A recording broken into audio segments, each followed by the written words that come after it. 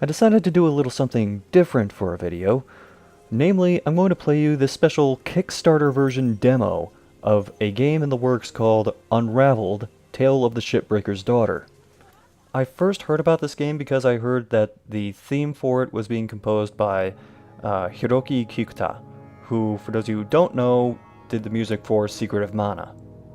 Their Kickstarter has a relatively modest goal of $15,000, and the demo is free on the page, so I figured why not give this a go. For those of you not familiar with the term shipbreaking, it's where an old or unused ship gets taken into a yard, stripped down, cut down, disassembled, and all the scraps are sold off. In fact, this game is inspired, at least in part, by The Wire Nest, which is a documentary about shipbreaking in Mumbai. Anyway, we are playing as the little girl that you saw from the intro, who, as the name of the game might suggest, is the daughter of a shipbreaker. Her parents have gone missing inside a ship that's being stripped down, and she is trying to find them. In the process, there are a number of instances where this little girl's imagination kind of gets away from her. Like the scene you're seeing right now, she's imagining that there are zombies on the other side of these crates, when in fact, those are actually just other workers on the ship. There's also this weird blue doll thing that she carries around with her, which, through the power of some orbs that you can pick up along the way, becomes this much larger, much more lively version of what it once was. And it not only helps you find out where to go and get across certain gaps, it also assists you in battle, like I'm going to show later. It's sort of a traditional RPG, but there are little things here and there that make it a little different. One thing that happens a lot is there are areas where you can jump up and down platforms, you can shimmy along railways to get to different parts of the ship. Another thing is that there aren't random encounters. There are some encounters that are kind of off the beaten path, but for the most part, when you fight something in this game, it's supposed to have a big fight feel, like every fight is kind of a boss.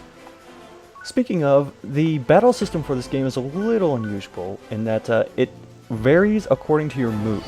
Those gauges on the sides of your health bars and just off to the side of the enemy indicate what mood the person is in. If it's closer to blue, then they're calm. If it's more into the yellow, then they're angry. And doing different attacks causes your mood meter to move in a certain direction. If you do angry attacks, then you'll calm down more. If you do calm attacks, then your anger starts to rise, and your meter moves to different positions accordingly. And there are some really powerful or really useful attacks that you can only use by getting your mood meter all the way to, or almost all the way to angry, or almost all the way to calm. So it affects kind of what attacks you'll choose, and angry attacks do more damage against a calm opponent and vice versa. So there's a lot of strategy that you have to play around with when you're deciding how you approach certain enemies. Also, each battle gets rated according to a star rating. There are 3 stars you can get for each battle, 1 for winning the battle, 1 for not taking a lot of damage, and 1 for doing it in a relatively low amount of turns. Getting those stars gives you special orbs that you can use for something called the Dollhouse later on. The Dollhouse shows up every once in a while as an out-of-place blue door that you can go through, and it's done as this really old kind of 80s style dollhouse where you can purchase different things for the house, and not only will it give you an item spawn and a treasure chest upstairs, it'll also go towards certain bonuses. Like you can see how things like Health Shield and Healthy Cinnamon are showing up. Those are different bonuses that will affect different things about each battle that you go into. And something I should have mentioned before about the battle system, if you finish a battle but you don't do particularly well at it, like you only get the 1 star for completion, you can always retry as soon as the battle is over to try and get those other 2 stars. Something else I appreciate about this game is that I often say in my reviews in regards to storytelling, show, don't tell.